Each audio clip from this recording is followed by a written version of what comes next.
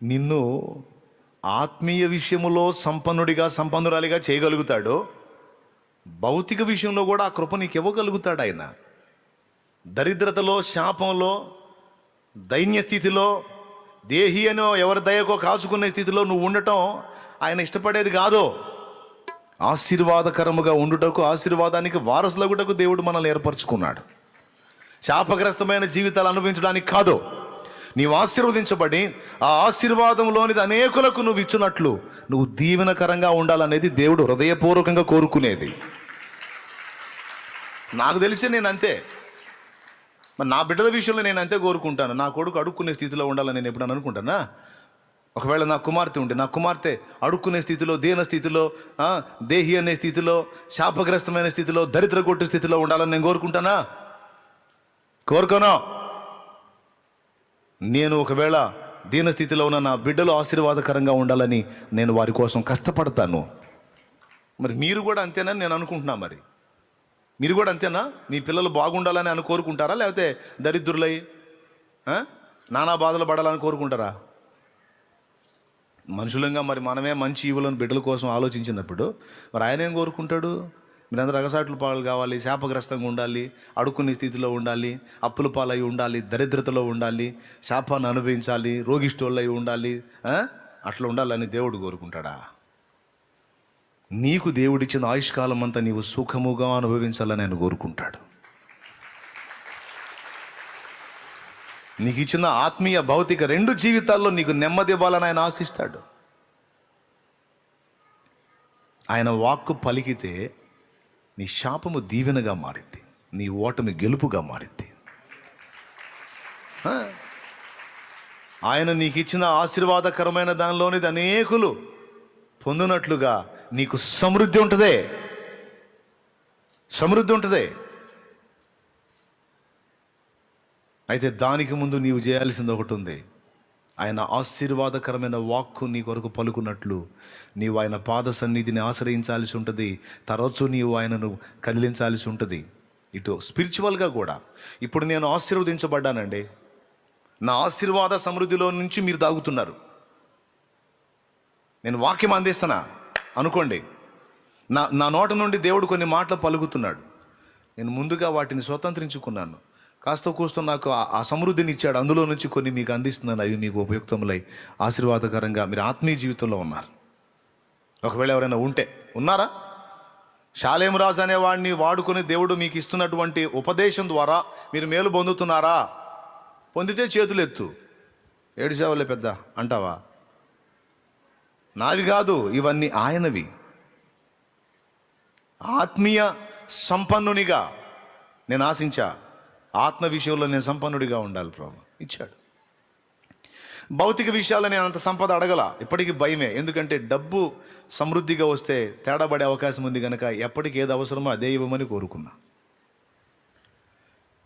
దేవుడు నాకు నేను కోరితే ఇస్తాడండి.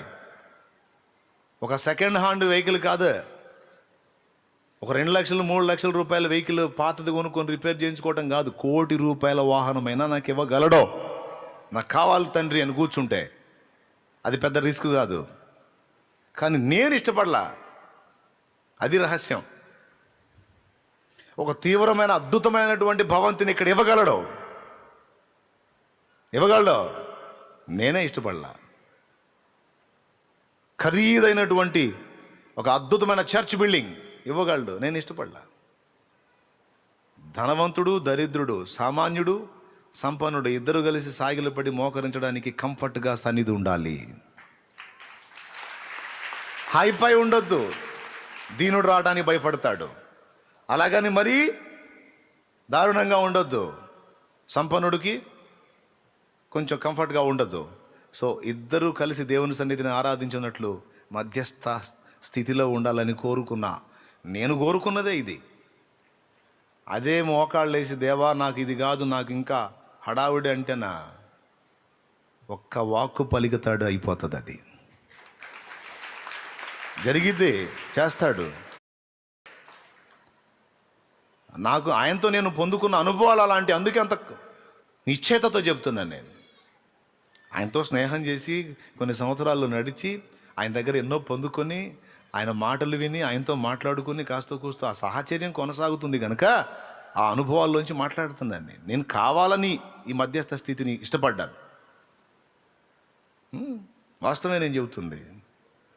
నేను పట్టుబట్టి కూర్చున్న ప్రతి విషయం నాకు చేసి పెట్టాడు ఆయన. కన్నీరు గార్చి కూర్చొని ఒక్కోసారి ప్రార్థన కూడా చేయను, వెళ్ళి కూర్చొని నాకు కలిగిన ఆవేదనను అలాగా దుఃఖం రూపంలో వెల్లడి చేసుకొని మౌనంగా లేచి వస్తాను. నా తృప్తి తీరా నేను ఆయన ముందు కూర్చొని దుఃఖపడి నా ఆవేదన అంతా ఆయనతో చెప్పుకొని మౌనంగా లేచి వస్తాను. దేని విషయంలో నేను దుఃఖపడ్డాను దాని విషయంలో సమాధానం వచ్చి ఉంటుంది.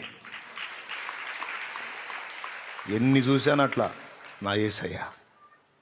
మాటలు కూడా ఉండవు, ఇక ఏడ్చి ఏడ్చి ఏడ్చి ఏడ్చి ఏడ్చి నీ చిత్తం ప్రభువా అని లేచి వస్తా. ఇంకా నేను ఏడిస్తే ఊరుకుంటాడా? నువ్వు ఏడిస్తే ఊరుకుంటాడా? నేనంటే ఎంత ప్రేమో నువ్వంటే ఎంత ప్రేమ. నా కోసం ప్రాణం పెట్టినవాడు నీ కోసం కూడా పెట్టాడు. నువ్వు కూర్చొని ఏడ్చావంటే, నువ్వు కన్నీరు గార్చి లోపల మదన పడ్డావంటే, నలిగావంటే, కుమిలావంటే అయిపోయింది అది. దేవునికి స్తోత్రం కలుగును గాక. నిన్ను ఆశీర్వదించి నీ ఆశీర్వాద సమృద్ధిలో నుండి అనేకులకు మేలు చేయాలనేది ఆయన చిత్తం. ఇటు ఆత్మీయంగానైనా భౌతికంగానైనా. మీకు ఒకటి తెలుసా, ఇది ఎలా ఉంది చూడటానికి, అంత హడావిడి హైపైగా లేదు, కానీ వందలాది మందికి వేలాది మందికి సన్నిధి నుండి నిత్యము సహాయం అందుతానే ఉంటుంది. కొడితే గట్టి కొట్టు, అది దేవునికి మహిమ కోసం. ఎంతోమందికి చూసుకో, మరి ఎవరైనా సరే దేవునికి మహిమ అంతే. అది మాత్రం అడిగా, ఎప్పుడు సన్నిధిలో సమృద్ధి ఉండేటట్టు చేయి. ఎవరు వచ్చినా పొందలేదు అనే మాట ఉండొద్దు ప్రభువా, మీ సన్నిధిలో ఎంతో కొంత పొంది ఉండాలి ప్రభువా అని ప్రార్థన చేసి ఎప్పుడు ఉంటుంది. రైస్ బ్యాగులు అయిపోతున్నాయి అంటే మళ్ళా వచ్చేస్తుంది. నేను ఎవరిని అడగను, ఇన్ని సంవత్సరాలు ఎవరిని అడిగా, మోకాళ్ళు వేసి నాకు తెలియదు చూసుకో అయిపోతున్నాయి ఆడంట అనిపించుకోవాలా. ఇంతవరకు ఆ పెద్ద ఆయన ఏందయ్యా అయిపోతున్నాయి అనిపించుకోవాలా, సైలెంట్గా పోయి చూసి వస్తా, అయిపోతుంది ఇంకా కొన్ని బ్యాగులే ఉన్నాయి అనుకుంటా. సాయంత్రానికి వచ్చి చూస్తారు వచ్చేసింది అన్న అని. అంత మౌనమే. దేవునికి మహిమ కలుగునుగా. ఎవరో ఇస్తారని ఎవరి కోసం ఎదురు చూసింది లేదు, ఎవరినో హెల్ప్ చేయమని అడిగింది లేదు. దేవునికి మహిమ.